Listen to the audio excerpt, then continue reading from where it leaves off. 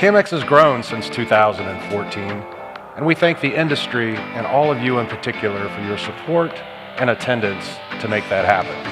Thank you, and enjoy CAMX.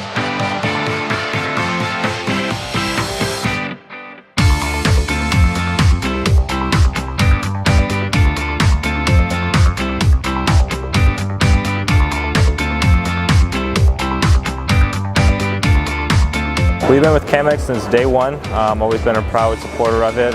We have sponsorships here. It's a great experience with CAMX, and we get a lot of value out of it. It's a great opportunity to network. You meet so many people, customers, potential customers, engineers developing new products. It's just a great way to stay connected with our industry. We use a lot of composites in our products, so I wanted to learn more about the state of the art and to take advantage of some of the courses here and learn more about what other people are doing.